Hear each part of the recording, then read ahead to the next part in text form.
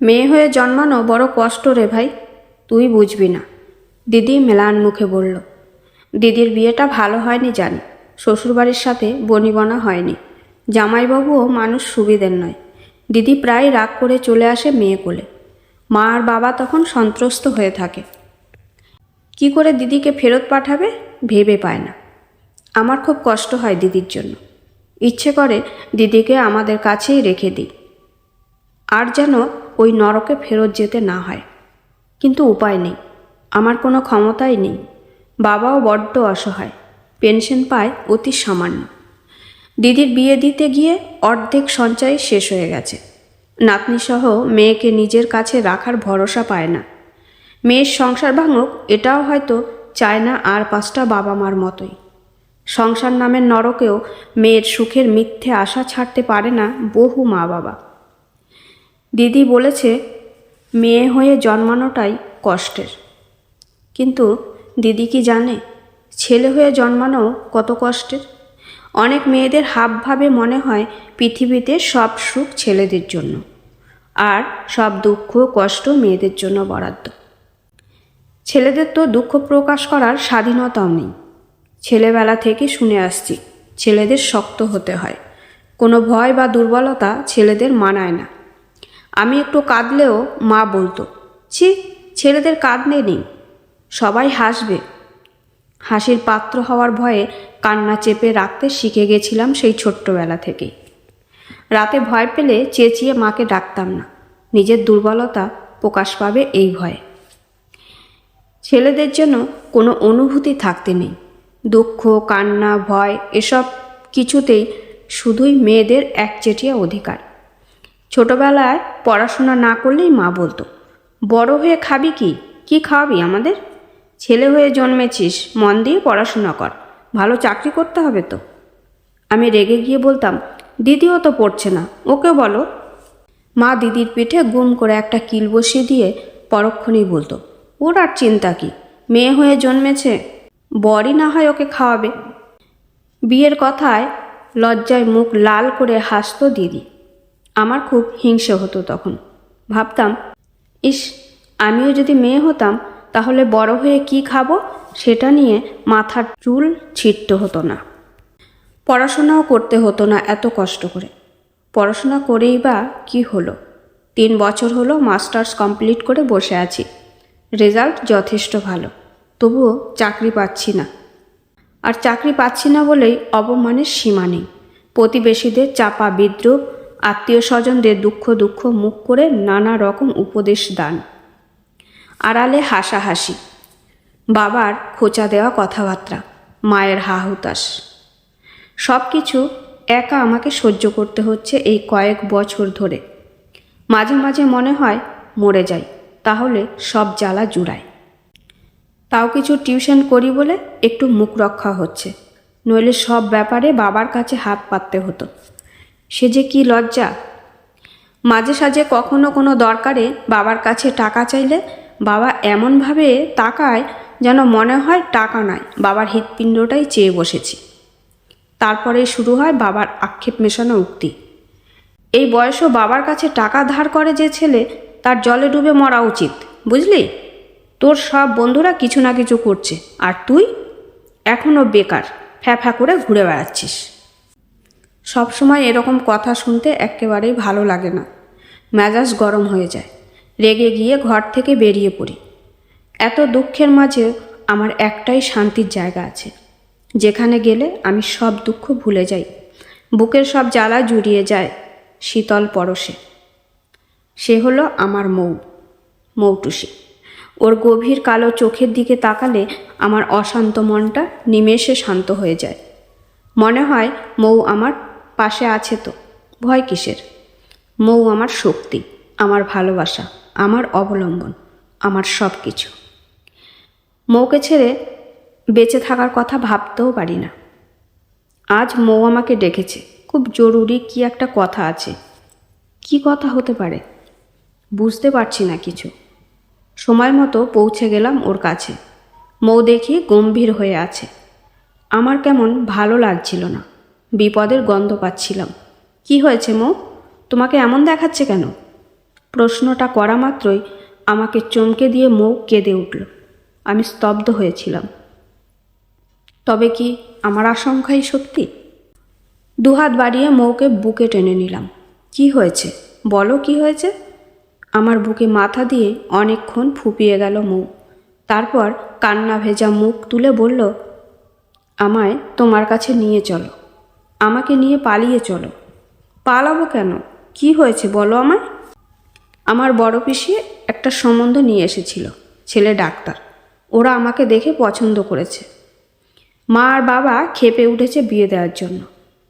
এতদিন বলনি কেন? এত তাড়াতাড়ি সব কিছু হয়ে যাবে বুঝতে পারিনি। আমি বললাম, তুমি তোমার বাবা মাকে বোঝাও। অনেকবার বলেছি, শুনছে না তো। ওই ছেলেটাও পিছু ছাড়ছে না, সুযোগ পেলেই আমাদের বাড়ি চলে আসছে। আর আমার মা বাবা আহ্লাদে একেবারে গলে পড়ছে। আমার কোনো আপত্তি তারা কানে তুলছে না। প্লিজ আমাকে নিয়ে চলো। আমি তোমায় নিয়ে কোথায় যাব মৌ? আমার বাড়িতে এমনিতেই কত অশান্তি, চাকরি পাচ্ছি না বলে। এর মধ্যে তোমাকে নিয়ে গেলে তোমার অসম্মান হবে ওখানে। সে আমি কিছুতেই সহ্য করতে পারবো না। আমি পারবো সহ্য করতে, তুমি সঙ্গে থাকলে আমি সব কিছু সহ্য করতে পারবো। কিন্তু আমি পারবো না মৌ। প্লিজ তোমার মা বাবাকে একটু ম্যানেজ করো। এখন সব কিছু তোমার হাতে। যদি পারো তো আমরা একসাথে থাকবো, নইলে নয়। মৌ চুপ করে রইল। ওর অসহায় চোখ দুটো আমার বুকে ছুঁচ ফোটাচ্ছিল। ও বড্ড নরম। পারবে কি এত ঝড়ঝাপটা সামলাতে?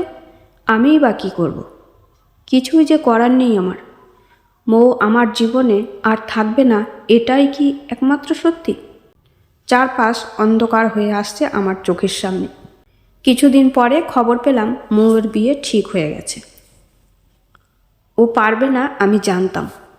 ওর সঙ্গে যোগাযোগ করারও সব রাস্তা বন্ধ করে দিয়েছে ওর বাড়ির লোক। আমি এখন কি করে বাঁচব? অসহ্য কষ্টে মনে হচ্ছে হৃৎপিণ্ডটা ফালা ফালা হয়ে যাচ্ছে। রাতে নিজের ঘরে বসে অ্যাসিডের বোতলটা বের করলাম। খুব কি কষ্ট হবে? এখন যে যন্ত্রণায় ছটপট করছি তার চেয়েও বেশি কষ্ট হবে। এই তরল গলায় ঢাললেই জ্বলে পুড়ে যাবে ভেতরটা। যে জ্বালায় জ্বলছি প্রতিনিয়ত, তার থেকে তো মুক্তি পাবো।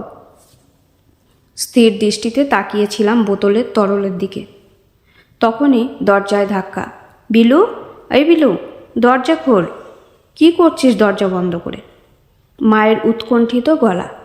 অ্যাসিডের বোতলটা তাড়াতাড়ি লুকিয়ে ফেলে দরজা খুলে দিলাম। জানি না কিভাবে আমার মা মুখ দেখেই কিছু একটা বুঝে ফেলল। প্রবল উৎকণ্ঠায় আমাকে জড়িয়ে ধরল। কি হয়েছে বাবা? তোকে এমন দেখাচ্ছে কেন? মায়ের বুকে আশ্রয় পেয়ে এতক্ষণে ভেঙে পড়লাম আমি। আমার পুরুষসত্তাকে লজ্জা দিয়ে এতক্ষণে চেপে রাখা চোখের জল বেরিয়ে এলো একটা আশ্রয় পেয়ে। পাগলের মতো কাঁদতে থাকলাম। মা, ও মা, মৌ আর আমার জীবনে থাকবে না। ওর বিয়ে হয়ে যাচ্ছে। আমি সহ্য করতে পারছি না মা। আমাকে জড়িয়ে রাখো আরও শক্ত করে। পুরুষ মানুষের নাকি কাঁদতে নেই, কিন্তু এখন আমাকে এভাবে কাঁদতে দেখে মাও কিছু বলতে পারছে না। চেপে ধরে রেখেছে আমাকে বুকের মধ্যে।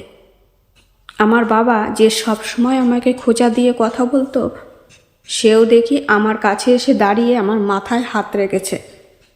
কাঁদিস না বাবু, এরকম অনেক ঝড় ঝাপটা আসবে জীবনে। সব কিছুর সঙ্গে লড়াই করতে শেখ।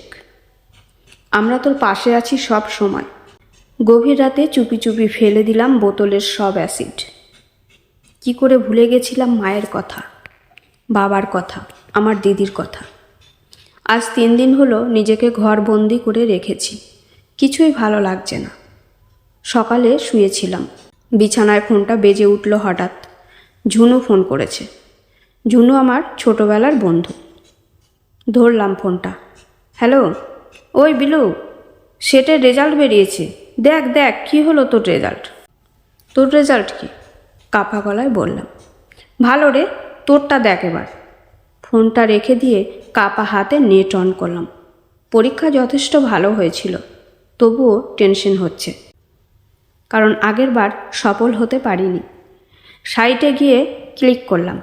যা ভেবেছিলাম তাই, দারুণ রেজাল্ট হয়েছে আমার। আমার স্বপ্নের পথে এক ধাপ এগিয়ে গেছি। স্বপ্নকে ধরে ফেলব এবার হাতের মুঠোয়। মা আর বাবাকে জানালাম সুখবরটা। তারাও খুব খুশি। বসে বসে ভাবছিলাম কোন কোন কলেজে অ্যাপ্লাই করব। এমন সময় বেল বেজে উঠল। দিদি ঢুকলো হাসতে হাসতে। কি দারুণ খবর রে ভাই, ছুটতে ছুটতে তাই চলে এলাম। এত হাসির মাঝেও দিদির চোখের কোণের দুশ্চিন্তায় কালো ছাপ নজর এড়ালো না আমার। দিদি ভালো নেই, একেবারে ভালো নেই। বিয়ের পর মা হতে পারছিল না বলে অশান্তি সহ্য করতে হচ্ছিল। এখন বাচ্চা হয়েছে, কিন্তু মেয়ে হয়েছে, সেই জন্য কথা শুনতে হচ্ছে। কোথাও যাওয়ার জায়গা নেই দিদির। এত বোকা কেন দিদি তুই? পড়াশোনাটাও ভালো করে করলি না, বলেই ফেললাম দিদিকে। দিদি গম্ভীর হয়ে গেল। তারপরে হেসে বলল, ছাড় না এসব কথা, তুই তো ভালো চাকরি করবি, আর চিন্তা কি? আমি বললাম, ও বাড়ি থেকে বেরিয়ে আসতে পারবি? আমি থাকবো তোর পাশে। তুই সবসময় থাকবি? দিদির মুখে ম্লান হাসি। থাকবো, তুই বেরিয়ে আয় দিদি। ও বাড়িতে থাকলে সিমির জীবনটাও কিন্তু তোর মতো হয়ে যাবে। দিদির চোখের কোণে টলমল করছে জল। ভাগ্যিস সেদিন পালিয়ে যায়নি, লড়াইটা ছাড়েনি, নইলে কি করে দিদির দিকে বাড়িয়ে দিতে পারতাম হাত। আমার এই হাতে এখন অনেক জোর। দিদি হাসল এবার আমার দিকে তাকিয়ে। সেই হাসিতে মিশে আছে বিশ্বাস আর ভরসা। বিয়ের আগে বুঝতাম না ভাই, বরের টাকায় বসে বসে খাওয়ার মধ্যে কতখানি অপমান লুকিয়ে আছে। আমিও লড়ব তোর মতো। আমায় সাহায্য করবি তো? দিদির চোখ জলজল করছে। বুঝলাম আমার লড়াই সার্থক। হাত বাড়িয়ে দিলাম আমি দিদির দিকে। কলমে মাধবী ভট্টাচার্য।